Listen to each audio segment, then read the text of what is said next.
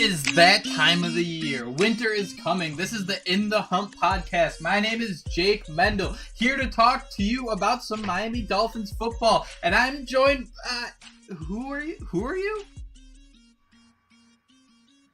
Oh, hey, Jake. Topher's back, for the fifth time. I am deeply saddened that I've, put the load on Jake right now that he might be out for a couple extended period of time towards the end of the season just to recover from his back surgery from carrying this show. But it's good to have you back, buddy. I mean, you were out being what's his name? Emperor Zurg, I'm pretty sure, from Buzz Lightyear. Yes. Which yes, I'm pretty jealous. I did the old fashioned I did too. My girlfriend was a genie, so I dressed up as a lamp. And not like a magical lamp, just like literally a lamp. Which is kind of funny. And then I did the old, I always have this one in my back pocket. It's like my go-to. It's like having Kenny and Drake open in the flat if the Dolphins actually threw to him. Jake from State Farm. I got myself a State Farm polo, so it's just easy. Yeah. Everybody loves it. My go-to Halloween were if my girlfriend asked me, what do you want to do? And I'm like, I don't know. She's like, you want to do Superman or Clark Kent? I'm like, I've done that so many times that I'm not in the mood to do it. But you know what? If worst case, if you have no costume, just hit it to the check down. Go with good old faithful. And for me, it would be a Clark Kent attire with a tie, button up, and the glasses. Call it a day. Do you use real glasses? Real glasses for you, right? Yes. I am actually blind. Dude, same here. We're the blind crew. Last Halloween, though, my grandmother pulled the most grandmother thing ever. My dad came home today. He's like, she got too much candy for Halloween. There are 45 full candy bars, like the full-size one, sitting downstairs. Oh, wow. Like you got it in bulk. Yeah, and it's it's like, first of all, she's a baller for handing out the full size. Second of all, she's a double baller for buying way too much, where I'm going to have diabetes by the end of November.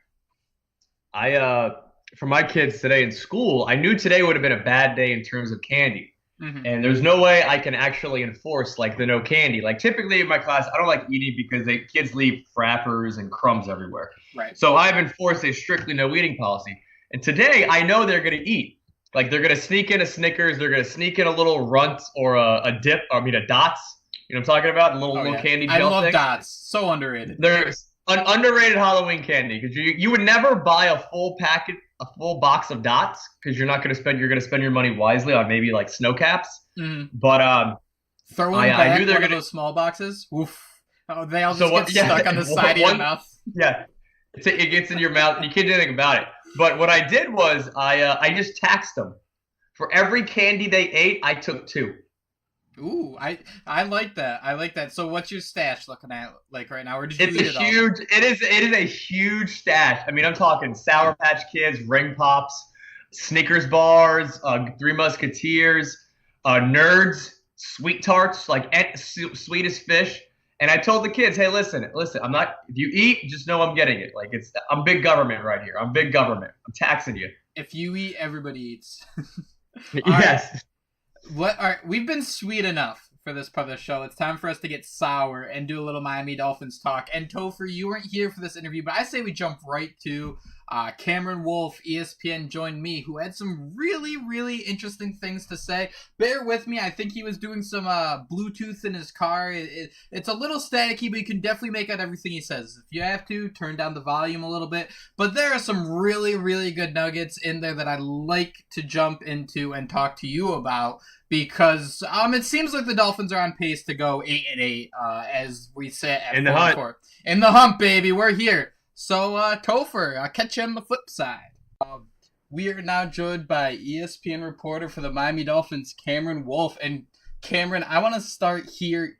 You have a fantastic last name. How do you use that as kind of an advantage for puns? I see you use it for a live show you do. How fun is it to have a name like that? Oh yeah, people ask me all the time if it's my real name or stage name. No, it's a good last name. I'm glad that I can use it to play off of and use to kind of elevate my brand. I do a Howling with the Wolves show where I play off that pretty well. So it's been a good element now that I'm in this industry. Growing up with a lot of plays off the animal name, and now it's a fun thing. So it's definitely better than some last names Exactly. Yeah, no, that's always fun because those are the type of guys that always seem to stand up. Now, your career, this is your first year covering the Dolphins, and you've kind of done the Brock Osweiler. You started in Texas, then you went to Denver, and then you went to Miami. What's it been like covering the Dolphins for your first season? It's been interesting. Like I've covered all spectrums of teams pretty much. I think that my first full year in Denver, I covered a Super Bowl winning team, and then I covered a mediocre team that didn't make the playoffs. And then last year, I covered a Titans team that was, mediocre but made the playoffs and won a game. And now I'm covering another mediocre team, who knows where their ending is, towards the end of the season. So it's been interesting. I have noticed that this team always seems to find chaos. Mm-hmm. So there's always a news element with this team.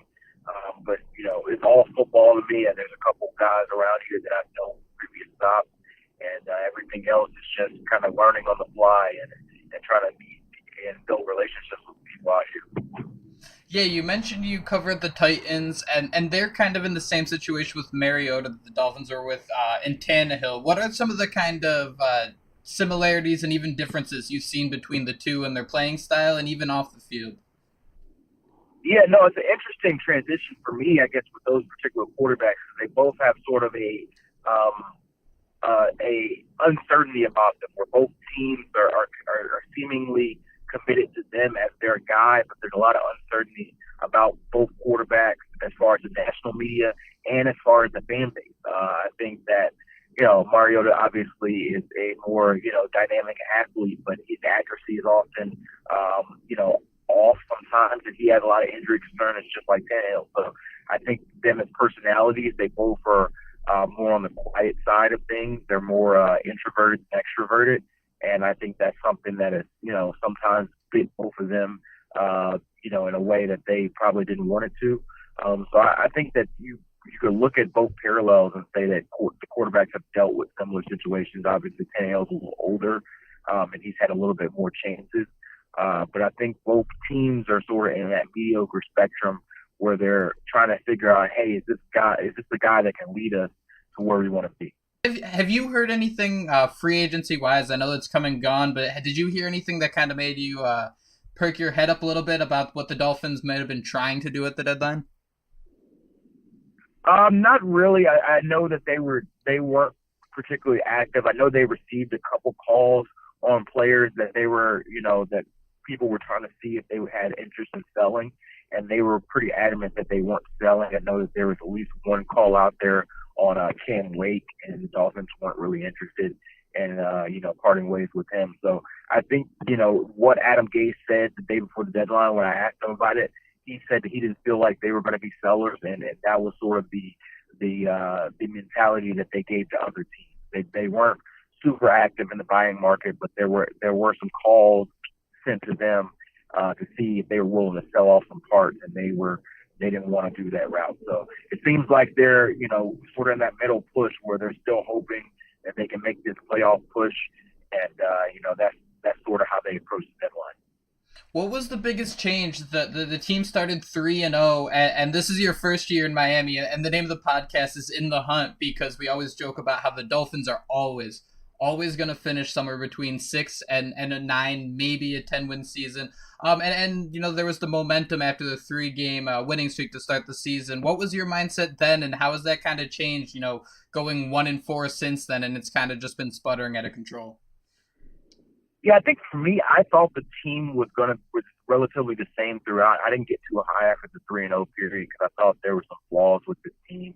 Obviously Ryan Tannehill was playing pretty decent at that point, and the defense was taking away the ball. But once injuries start to happen, as we've seen in the last few weeks, you start to see the depth of teams, and you start to see how they respond to different holes in the roster, and the Dolphins haven't responded particularly well, and they've been a bit, harder than most teams with injuries. But I think that we're looking at a team that's going to, heading towards a season that a lot of us thought, which is around that 7-9, 8-8 range, sort of mediocrity. So I think that the big issue is that a lot of the issues they had going into the season, a lot of the questions they had coming into the season are still there. What do you do about the quarterback?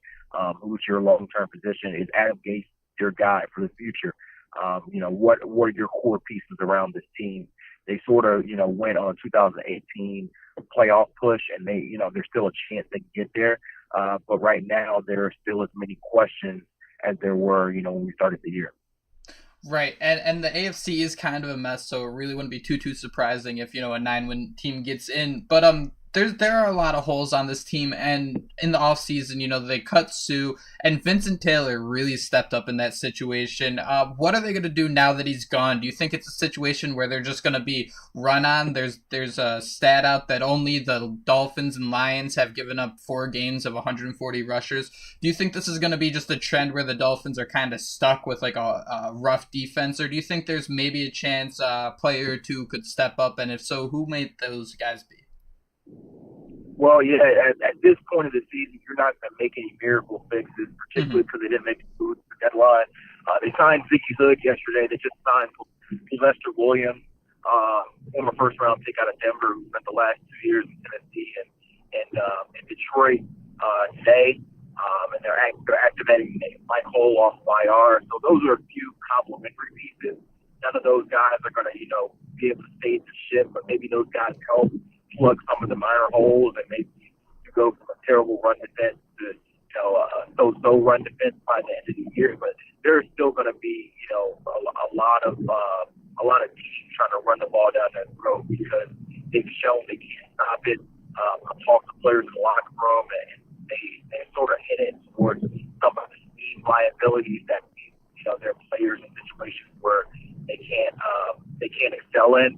And honestly, they don't have the talent on the defensive tackle spectrum and the linebacker core to make up for some of the wide nine formation they're trying to run. So I think there is an element of scheme issues and an element of talent issues on this roster that aren't going to be able to be solved until the offseason.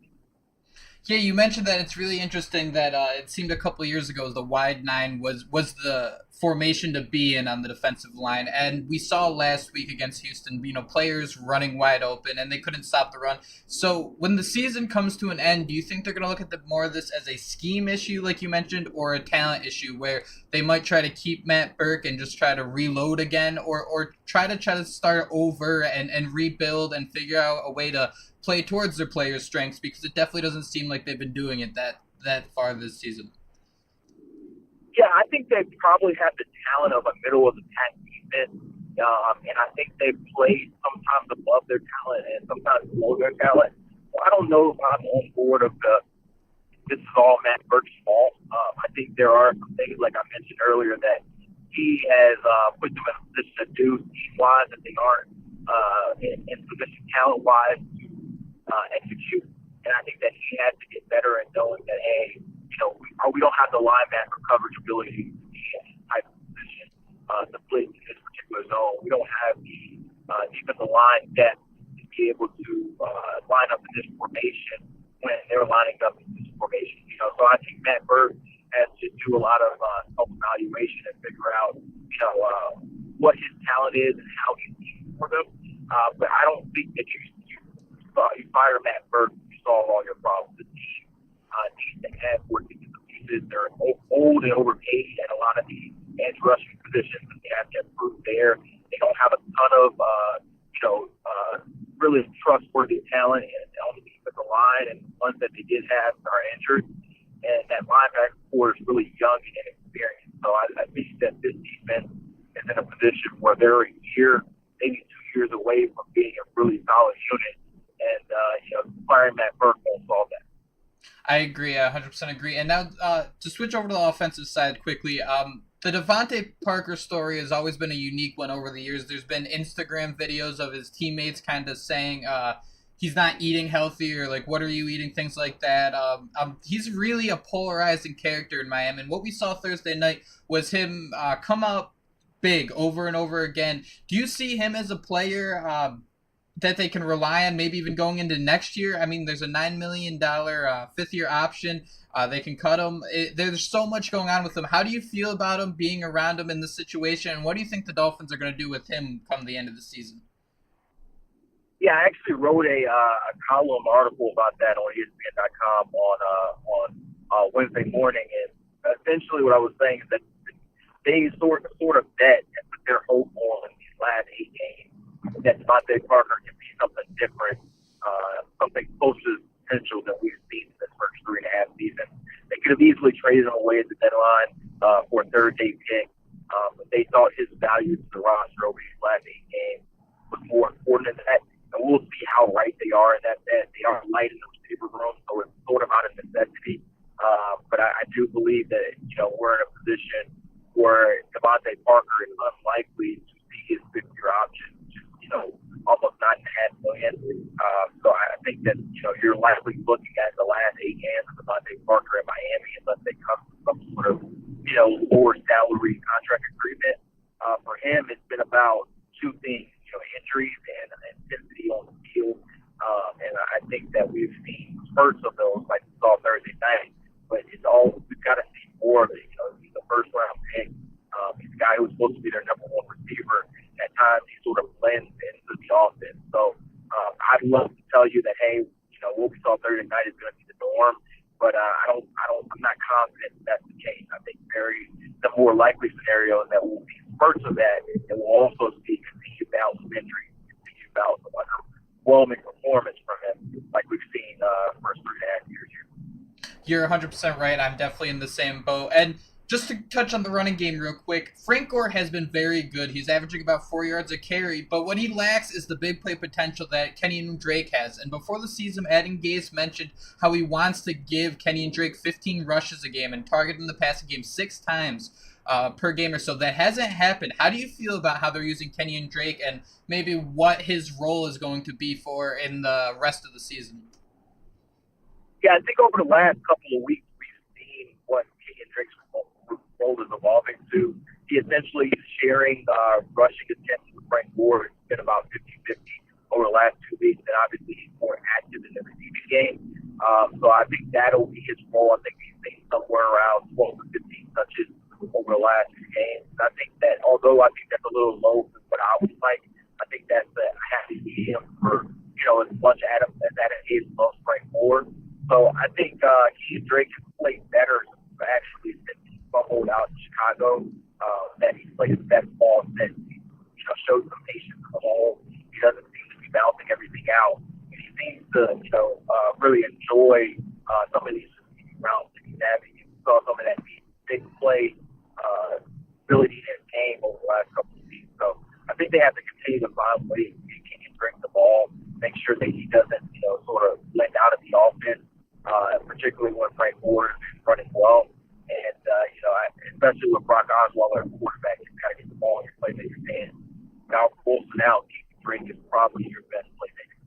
No doubt. And we'll leave you with this. Cameron Wolfe, you can find him on ESPN.com, the Dolphins reporter. Give me your final score projection for Sunday's game, just so everyone on Twitter can yell at you if you're not right. I actually think this is a game the Dolphins can get. I think there's a path to 8-8 for them, and I think that it starts with a win at home against the Jets. Rookie quarterback, they got after him that first week. Get big week for the defense. I think they'll be able to. We got to win 23-20 Miami. Sounds great. Thank you very much for joining me today, Cam. I hope you have a wonderful day. All right, you too. Well, really, there are 2 things that really stood out to me there. And before we get into them, I'm going to ask you, should the Dolphins have been buyers or sellers at the trade deadline? Sellers. Sellers? But and the reason why is you know where the team's going, and it's no man's land. But I think Adam Gase is stubborn enough to not be a seller just for the sake of being a seller. That's what it comes up to me, is that he's the stubborn one. No doubt. And Stephen Ross, I don't think Stephen Ross would be okay with it, right? No. I don't know. How do you think he would feel? Earlier, there were reports that he was kind of annoyed that they drafted Minkah and didn't get a quarterback. Right. Or not to get a quarterback, but they weren't more aggressive in the draft process. So I don't know how Stephen Ross would feel unless you had to sell it to him hey, we're trying to move up and we're trying without giving up picks. We're trying to be having a low pick, but I think they stayed. They should have sold. I'm happy they didn't buy. That would have been worse. That would have been Tannenbaum disaster You think so? A buying player, like getting like bringing in players, like it's not you're not. I don't think it's going to matter overall with this team because their quarterback isn't good enough. You don't know what you're getting from your quarterback. You don't. Ryan Tannehill can't throw the ball 70 yards. And then you're stuck with Brock. I'm going to disagree with you where I wish they literally did anything, been buyers or sellers, because we look at Snacks Harrison go for a 5th-round pick. Janoris Jenkins was available for a second or third. You get to those two guys, and that defense looks totally different. And those picks are worth it. By the way, yes, Damon Harrison was a couple weeks ago, right? Like he wasn't like So like that was the 5th round. I was like, oh wow. I wish the Dolphins kind of dipped in on that, but that was before the Houston game. Right. So either way, I mean, even with Vincent Taylor, who is now on IR for the season, that would have been nice. But Cameron Wolfe brought up 2 things that had me like a dog who just heard his like snack box rattle a little bit. 1, the Dolphins got a call on Cameron Wake, and 2, where Devontae Parker could have easily been traded. And let's start with the Cameron Wake, because he's a free agent after the season. He has not done much for this team this year, and we're gonna put. Hear me out. We're gonna do a little puzzle building. There was one team that traded for a defensive end, and that is the Rams. They gave up a 3rd and a 5th for Dante Fowler, who is also in the last year of his contract, who's younger, but that doesn't matter because he's a free agent at the end of the year. Word on the street is the Rams were interested in Cameron Wake as well. So I would have loved another 3rd-round pick for Cameron Wake, because when you think about it, I think you could have gotten the same type of, I don't know, price tag. You would have been about the same for a rookie, a troubled rookie, or a seasoned vet who might be at the end of his career but can still produce, especially in the right system next to Aaron Donald and Ndamukong Suh. So I just wonder, why are we just standing still? We're just stuck in neutral. And then the Devontae Parker can easily be traded. That's interesting to me because we see Golden Tate go for a 3rd, Demaryius Thomas for a 5th. But that's because of the contract. Right. So Devontae could have gone elsewhere. We could have gotten a comp pick if he got signed elsewhere. If he gets signed elsewhere. Yeah. So I guess the biggest thing, I'm just annoyed we went nowhere. I mean, I guess this kind of means we're going to get hoodwinked into believing that Devontae Parker is the guy again, which kind of bothers me. But what are your thoughts on these two shoulda, woulda, couldas? I am all for trading Cam Wake. Just because of his age and he hasn't done much. You know what? And let him ride. It's a mutual thing. Like, let him ride off into the sunset with the Rams and make a deep playoff run. And, maybe finish out his career, like, who knows?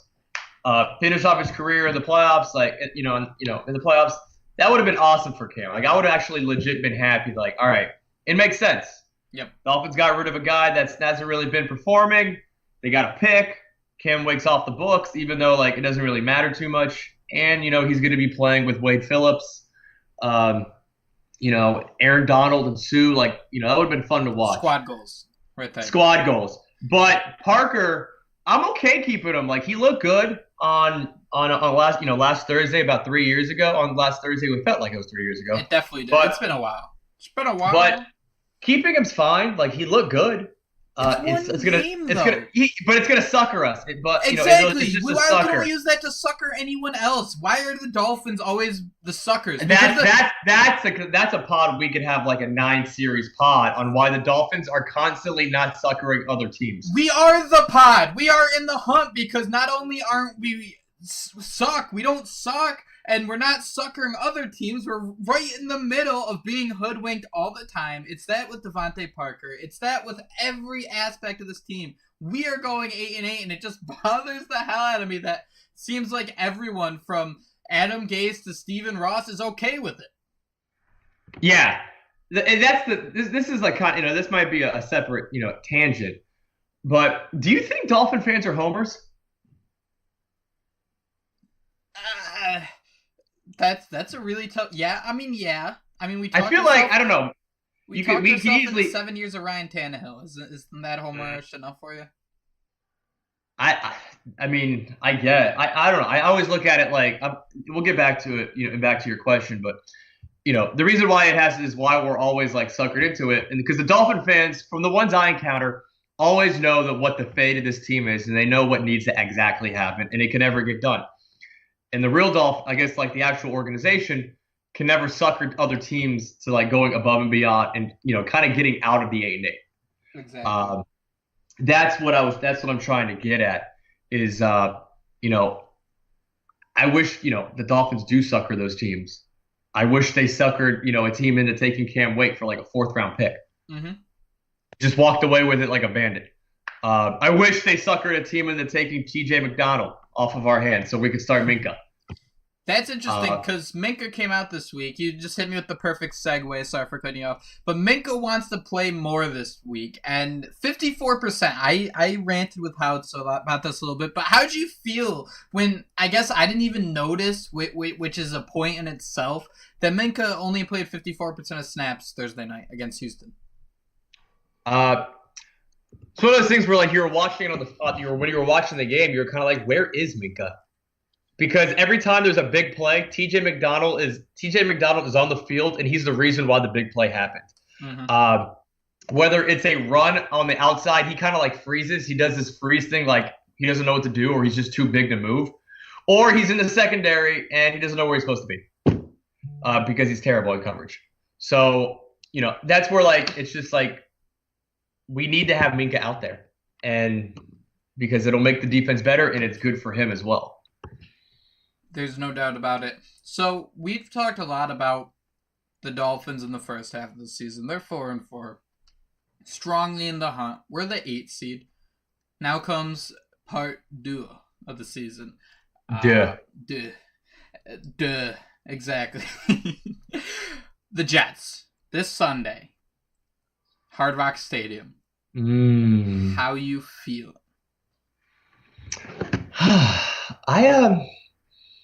I think they'll win. I do too. I know there's going to be a lot of Jet fans. And I think the defense will actually get some sacks because Darnold has shown to just hold on to the ball.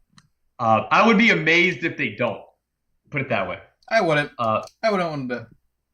Because I think the issue with the defense is the teams are playing just know how to get rid of the ball fast. Right. And they that's mainly it. They just know how to get rid of the ball fast. Because they're all veteran quarterbacks. Like it's Matthew Stafford. He's been around the league for a while. Deshaun Watson, the veteran. Yeah, the savvy veteran, Deshaun Watson. Not the savvy veteran, but he's like I think he has the witness. He's a backyard quarterback. That's the best way I can describe. And so Trubisky's the same thing. He's a backyard quarterback. He's got some witness. Like he's not as accurate, but you know what he can do? He can make the defensive ends run. Mm-hmm. I don't know if Darnold can do that, and we saw in the second game of the season that he struggled. So I think they'll get sacks. The Jets, they all they have is Bilal Powell's out, so I think they can do it. That's the type of guy that kills the Dolphins too. Yeah, exactly. It's those guys who can catch passes out of the backfield. Kenyon Drake would destroy the Dolphins defense if he was on another team. It'd be amazing, actually. It would be awesome. Mm-hmm. You're 100% right. And I think they win. I do too. But how do you feel about how Kenyon Drake's finally? I mean, he's got touchdowns in back-to-back weeks. How do you feel that he's finally being used? And do you still think it's enough? Because I really don't. I just don't see why. I mean, I like Frank Gore. I get what he's trying to do. The 4 yards of carry is great, but he's only got one rush of 15 yards or more. And with the Brockett ship at quarterback, don't get me wrong. I don't think he's the biggest issue they're losing, but to help win, let's get some big plays, and you're not really going to get that with Frank Gore. No, you're not. You're not. I don't think the fan base is I could totally see where like fans I'm shocked that fans haven't gotten mad yet, and I think it's because Frank Gore is a local guy and he's performing. But yeah, you kind of want Drake just to get the ball more. And they're doing a good job, whether it's like a reverse pass to him with that Danny M. Like, it's kind of gadget plays. And you know what? He's also really good when you give him the ball. And so, yeah, you want to see him more. You want to see your studs get the ball more, especially in space. And Kenyon Drake is that guy. Yeah, dude, I was just looking at the Jets roster. Rashard Matthews' revenge game. Oh, That's forgot about that. Forgot about that guy. Forgot, man. I That guy. That's one of the original. That's one of original Tanny wide receivers right there. 100%. I remember I met him. I think I already told his story, but shout out him for helping my fantasy team. So let's talk about the defense because where does this team go defensively? I mean, it's such a bad sign to go back to not trading Cameron Wake. Part of the reason you don't trade him is because the Dolphins don't have depth at defensive end, even though they're spending a butt ton on Robert Quinn, Cam Wake, Andre Branch, and a first round pick, Charles Harris. What does that say about the direction of this team where, let me put it into perspective. Right now, the Dolphins' defensive ends should be Deion Jordan and Charles Harris. Logically, right? You would think? Yes. I'm just annoyed at Charles Harris, man. Like, it's so frustrating, man. Like, he hasn't showed anything to, like, be good. Like, that he belongs in the NFL at this point. Yeah, he's shown nothing. I mean, there's the occasional swim move, but nothing too appealing. Another player who is always doing great against the Jets is Kenny Stills, and he's supposed to be back this weekend, which should be a little exciting. I guess when I really look at this team, it comes down to this. The Dolphins are 27th on offense and 27th on defense. The Jets are 29th on offense and 24th on defense. And when I think about that, I can't comprehend how this team went 10-6 in 2016 and are currently 4-4 because they've been really bad and still win, and that just kind of goes back to us being the suckers of not getting a good draft pick and being stuck in this middle tier. But yeah, because it would take you out of the running to draft Minkah Fitzpatrick. Well, see, the issue with drafting Minkah Fitzpatrick is you actually have to play him. There's no plan for this guy, and it just what is Matt Burke trying to accomplish? Oh, here's a good one for you. Do you think Matt Burke's on the hot seat? I don't think so. And the reason why I say that is because I don't think Gase has the onions to do something like that in the regular season. He's been pretty loyal to his guys, and I'm talking like everyone. Tannehill, Cutler, Landry in the regular season. He's shown to be loyal with them until you piss him off, and kind of like put yourself first before the team. And I don't see Burke doing stuff like that because I think he just get rid of him. And so I wish he was, but at the end of the day, like I've always made the argument that it's not up to the coach, it's up to the players to execute. And I don't know are they calling stuff that the players aren't comprehending, or they're not drilling enough to the players to fully get. Burke came out today and said there comes a point where players actually need to learn shit, which I thought that was Kevin Coyle said the same stuff. It's horrible, dude. Time is such a freaking flat circle, and as I remember Cam Wake. Yeah, Cam. By the way, when I was covering the Dolphins, Cam Wake would say the same thing. Yeah, we're just not executing.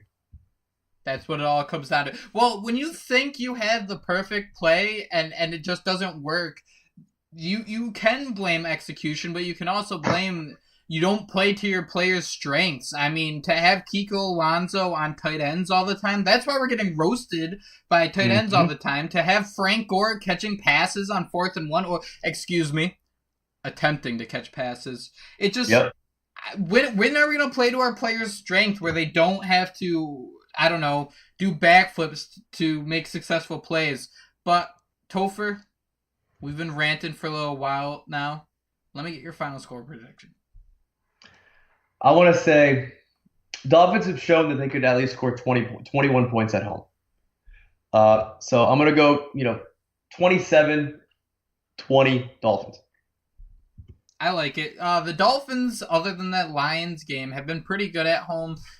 They beat the Jets on the road. It's a division game. I think you're right. Where before the game, because this show is kind of a game. I mean, I guess. But we were talking about how it's been forever It seems like it's been forever since the Dolphin played, which it was a nice, relaxing Sunday last week. Oh, it was great. So much production going on. I don't know what to do with it. Oh, dude, I'm gonna be that sick brag guy, but I was hungover as hell. I went to a Halloween party the night before, and my girlfriend does this thing. I don't know. I don't know if yours does the same, where it's I don't like this drink, you drink it.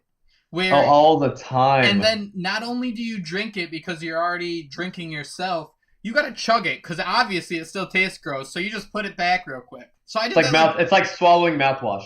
Exactly. So I did that like 3 times and just died.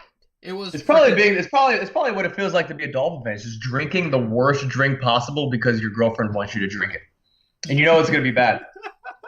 That is. You're gonna lose. You know you're gonna lose. Very rarely the drink tastes good. And you just end up blacking out and regretting the entire thing. Like a Dolphins game. Wow, we really figured it out. Full circle.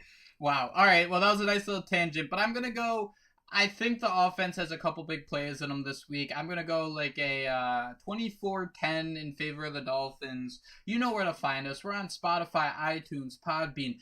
We've kind of completed the trifecta here of ESPN, Pro Football Focus, and NFL Network. We are trying to get great guests that people are willing to listen to. Connect with us. Who do you want us to talk to? We will ask the tough questions. We asked Greg Rosenthal about living in Massachusetts. Cameron Wolfe about having a dope last name. What else do you guys want? We're here for you guys. Hit us up. Talked about Steve Palazzolo about his last name and hair. Exactly. His gorgeous hair. I think I'm allowed to say that. You know where to find us. Cochran 108, me, J Mendel 94, at MIA in the Hunt. Topher, do you have any last words? Fins up. Fins up.